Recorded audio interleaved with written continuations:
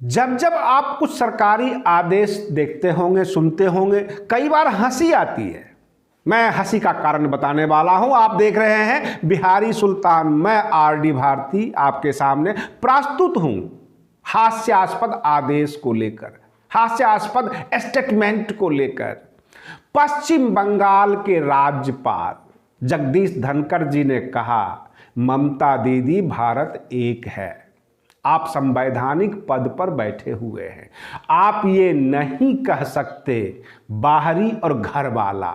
जाहिर सी बात है, पश्चिम बंगाल में 2021 में अप्रैल का चुनाव है और 2021 के अप्रैल में चुनाव को देखते हुए बीजेपी का जो है संगठन काफ़ी तेजी से भ्रमण कर रही है। टीएमसी कार्यकर्ता उसका विरोध करते हैं और बाहर से जो बीजेपी नेता जाते हैं, बाहर का मतलब अन्य राज्यों से, तो इस पर ममता दीदी ने कहा कि बाहरी को भगाओ, घर वाले को सपोर्ट करो। और उसके जवाब में पश्चिम बंगाल के राज्यपाल जगदीश धनखड़ जी ने कहा कि भारत एक है, आप बाहरी और घर वाला नहीं कह सकते।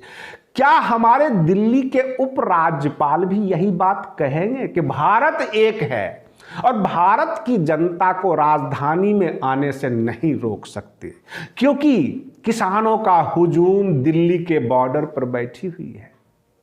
हम आपको इस वीडियो में एक बात बताने वाले हैं कि पंजाब के किसान ही क्यों बॉर्डर पे हैं, बिहार के किसान क्यों नहीं, पश्चिम बंगाल के किसान क्यों नहीं, झारखंड के किसान क्यों नहीं। क्या कारण है, मूल कारण समझने की कोशिश कीजिएगा। जैसे हमारे देश की इकोनॉमी, हमारे देश के वित्त मंत्री हर साल ये कहते रहते हैं पर कैपिटा इनकम, यानी प्रति व्यक्ति आय कितना है हमारे देश में। कभी आपने सोचा है कि किसी ने यह कहा है कि प्रति व्यक्ति कितने एकड़ जमीन है हमारे देश में? कभी इसका जो है अनाउंसमेंट नहीं सुना होगा। मैं बता देता हूं कि पंजाब के किसान अगर अपने बेटों में जमीनों का बंटवारा करें तो जो एक आता है औसत पर कैपिटा इस किसान 6.5 एकड़ जमीन, यानी एक किसान 6.5 एकड़ का मालिक हो सकता है। उसमें ऐसा भी हो सकता है कोई 4 एकड़ का होगा और कोई 8 एकड़ का होगा। तो इसको औसत एवरेज निकाल लिया गया है कि प्रति किसान जो है पंजाब का 6.5 एकड़ का मालिक है।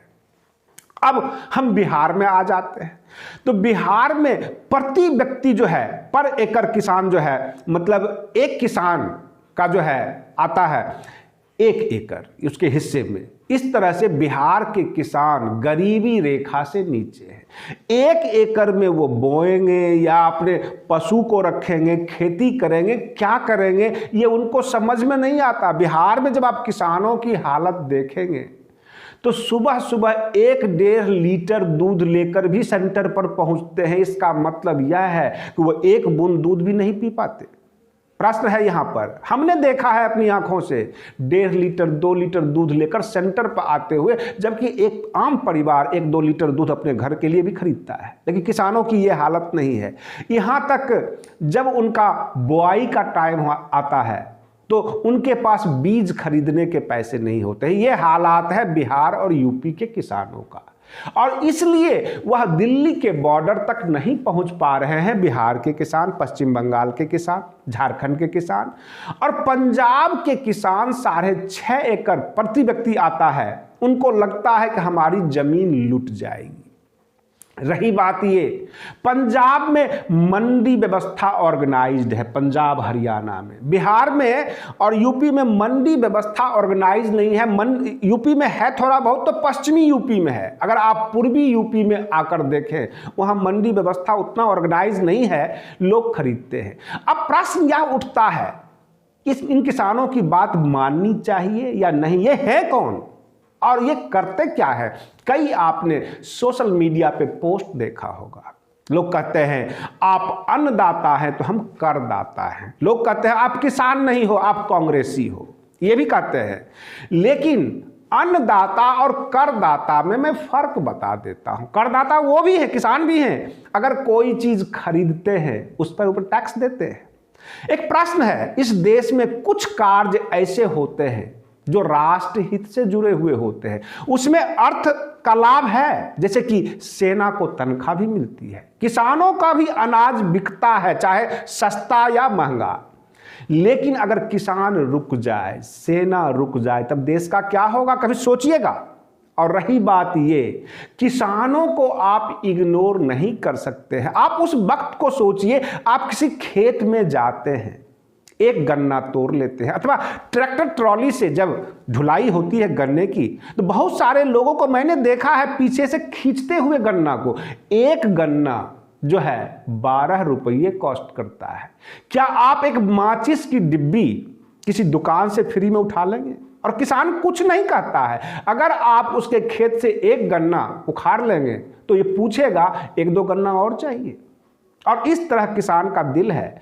रही बात, कई बार आपने देखा होगा बहुत सारे लोग अपना माल बेचने के लिए किसानों के बीच जाते हैं और ये कहते हैं कि हमारे वस्तु के बदले आप अनाज दे दीजिए, क्योंकि किसानों के नज़र में अनाज की कोई वैल्यू नहीं है।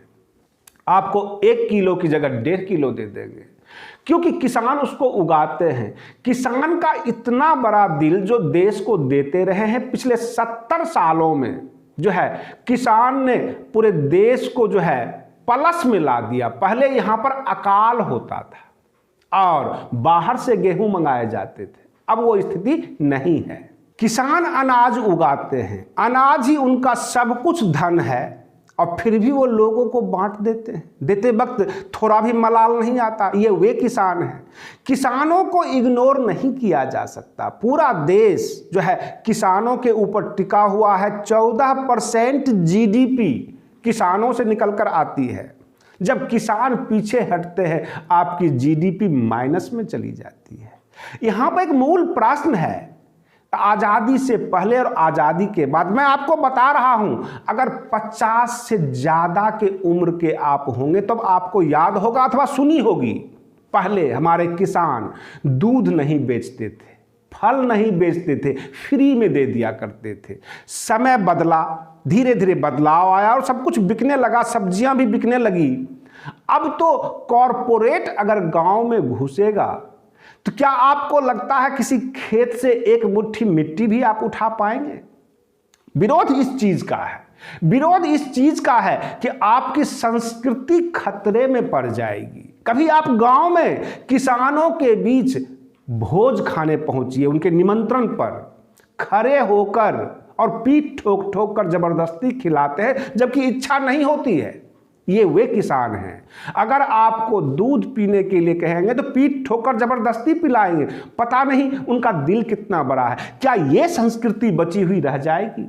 हर चीज पैसों से तोली जाएगी। आपकी संस्कृति के ऊपर खतरा आ गया है। अगर कॉरपोरेट किसानों के बीच में चला गया, हर चीज की कीमत हो जाएगी, फ्री की कुछ नहीं दिखाई देगा, गांव नजर नहीं आएगा।